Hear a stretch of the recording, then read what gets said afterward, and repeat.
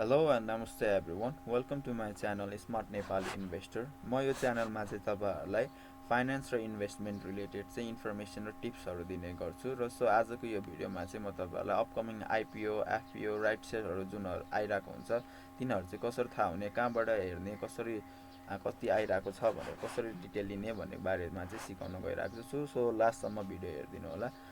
So video बढ्नु अगाडि चाहिँ don't forget to subscribe my channel है, so that you can catch up to my upcoming videos like this. So अब भिडियोमा बढौँ है। यो जुन मेरो स्क्रिनमा देख्न सक्नुहुन्छ यो भनेको चाहिँ राइट शेयरको अप्रुभ भइसकेको लिस्ट हो है। अब यिनीहरुमा मोस्टली सबै नै आइसक्यो, 1 to 13 सम्म चाहिँ आइसक्यो। CDB हाइड्रो पावर सम्म चाहिँ आइसक्यो। लास्ट टाइममा बन्द भएको होला CDB हाइड्रो पावरको IPO यो जुन अस्ति भर्खर मात्र लिस्टिङ भएको छ सेकेन्डरी मार्केटमा चाहिँ। त्यसपछि भनेको चाहिँ दुईटा IPO आउनु बाँकी छ है त। यो भनेको चाहिँ मध्यवर्ती कृषि जलविद्युत र जीवन विकास लघु वित्त संस्थाको। जीवन विकास लघु वित्तको चाहिँ आउने असार 11 गते IPO आउने फिक्स भएको छ। त्यसैगरी मध्यवर्तीको चाहिँ डेट चाहिँ फिक्स भएको छैन है त। त्यसैगरी अर्को चार्टमा हेर्न सक्नुहुन्छ यो भनेको चाहिँ तपाईको अपकमिङ हो है। अब त्यसपछि चाहिँ यिनीहरु आउँछ, ठ्याक्कै एक्ज्याक्ट डेट चाहिँ दिएको छैन, बट यिनीहरु चाहिँ अन्डर रिभ्यूमा छ है यिनीहरु यस्तो कम्पनीहरु चाहिँ। अब यो डकुमेन्टहरु अपकमिङ IPOहरु चाहिँ कहाँबाट हेर्ने भनेर चाहिँ म तपाईलाई अब भन्छु है त।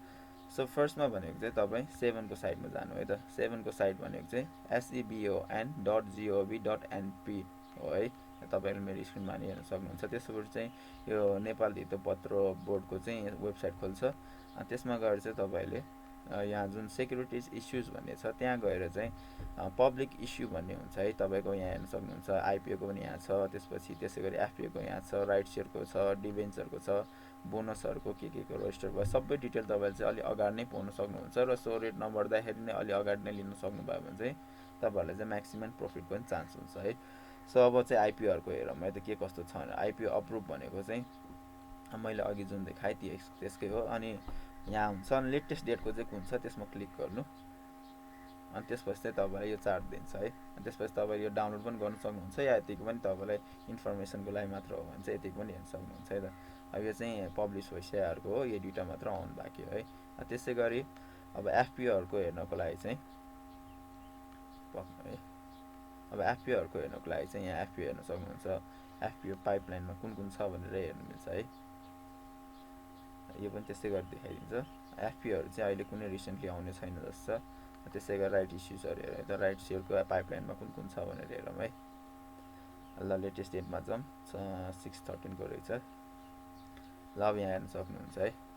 अब राइट शेयर भनेको चाहिँ अब छ्याङदी हाइड्रो पावरको पनि लिस्टेडमा छ, के अरे एप्लिकेसन भइसकेको छ। त्यसैगरी शिखर इन्स्योरेन्सको पनि एप्लिकेसन भइसकेको छ र एक्सेल डेभलपमेन्ट ब्याङ्कको पनि भइसकेको छ है। यिनीहरुको भने चाहिँ 10:3 मा छ। अब यिनीहरुको चाहिँ डकुमेन्टहरु सबै पुराइसकेपछि चाहिँ यिनीहरुको राइट शेयर आउने हुन्छ है। त्यसैगरी यहाँ तल चाहिँ रिभ्यू एन्ड कमेन्ट सेन्ड भन्ने छ है। म तपाईलाई फर्स्टमा एकचोटी के अरे डकुमेन्ट चाहिँ एकचोटी हेर्न सिकाइदिन्छु है त। फर्स्टमा भनेको चाहिँ यो अन्डर प्रिलिमिनरी रिभ्यू भनेको छ। यो भनेको चाहिँ तपाईको कम्पनीले चाहिँ राइट शेयर IPO अथवा FPO जेनेरेट गर्न फर्स्टमा एप्लिकेसन दिन्छ। त्यसपछि चाहिँ यो कोलममा आउँछ है। अनि एप्लिकेसन प्रोभाइड गरिसकेको के अरे सबमिट गरिसकेको चाहिँ यो सेक्सनमा आउँछ। त्यसपछि भनेको चाहिँ रिभ्यू एन्ड कमेन्ट सेन्ड भनेको चाहिँ तपाईको सेभनले चाहिँ उसको एप्लिकेसन हेर्छ, डकुमेन्टहरु हेर्छ र के डकुमेन्ट पुगेको छैन, के चाहिँ फुलफिल गर्नुपर्ने हुन्छ त्यसले भनेर चाहिँ उसले रिभ्यू सेन्ड गर्छ हैन। त्यो स्टेजमा पुगेपछि चाहिँ यहाँ यो रिभ्यू एन्ड कमेन्ट सेन्डमा भन्नेमा चर्छ हैन। त्यसपछि भनेको चाहिँ रिप्लाइड एन्ड अन्डर रिभ्यू भनेको चाहिँ त्यसपछि चाहिँ कम्पनीले सेभनले भने अनुसार चाहिँ डकुमेन्टहरु फुलफिल गरेर फेरि एप्लिकेसन एकचोटी प्रोभाइड गर्छ हैन। त्यसपछि यो सेक्टरमा आउँछ। सबै फुलफिल भइसकेपछि चाहिँ तल आएर अनि IPOहरु लिस्टिङ हुने हुन्छ है। अब मोस्टली चाहिँ यही हुन्छ, बट नर्मली अब कुनैमा चाहिँ अब सबै डकुमेन्टहरु ठिक छ भने चाहिँ यहाँ आएर सिधै नै IPOहरु आउने हुन्छ है। IPO FPOहरु आउने हुन्छ है त, डकुमेन्टहरु सबै पुगेको छ भने चाहिँ। सो अब IPOहरु हेर्ने भनेको चाहिँ यसरी नै हो। सो यसरी हेरेर तपाईले मजाले आफैले नै रिसर्च गरेर गर्नुभयो भने चाहिँ तपाईहरुको चाहिँ इन्भेस्टमेन्ट स्किलहरु पनि बढ्छ। सो अनि आफूले मजाले स्टडी गर्नु अनि यसरी हेर्दाखेरि चाहिँ तपाईहरुलाई यसरी वेबसाइटहरुमा इन्फर्मेसनहरु लिएर गर्नु। यसरी गर्नुभयो भने चाहिँ तपाईहरुलाई पछिको लागि लङ टर्मको लागि चाहिँ एकदम राम्रो ह्याबिट बस्छ र तपाईहरुले चाहिँ कसैमा अरुमा डिपेन्ड हुनुपर्ने हुँदैन है। सो एउटा इन्भेस्टमेन्ट भनेको चाहिँ लङ टर्मको लागि गर्ने हो, लाइफ लङको लागि। सो यसरी आफ्नो स्किलहरु चाहिँ बिल्ड गर्नुभयो भने चाहिँ तपाईहरुको लागि चाहिँ लङ टर्मको लागि एकदमै बेनिफिसियल हुन्छ। सो म आजको लागि यो भिडियोमा चाहिँ यति नै भन्न चाहन्छु। अरू केहीको बारेमा इन्फर्मेसन चाहिने छ तपाईँलाई इन्भेस्टमेन्ट र फाइनेन्स रिलेटेड भने चाहिँ मलाई कमेन्ट गर्नु होला। अनि भिडियो कस्तो लाग्यो भने पनि मलाई एकचोटि कमेन्टमा भन्नु होला है त। अनि म चाहिँ तपाईँहरूलाई त्यही अनुसारले अझै बेटर भिडियोजहरू चाहिँ इन्फर्मेटिभ भिडियोजहरू चाहिँ ल्याउन ट्राई गर्नेछु है। हस्, thank you and don't forget to subscribe my channel. Thank you.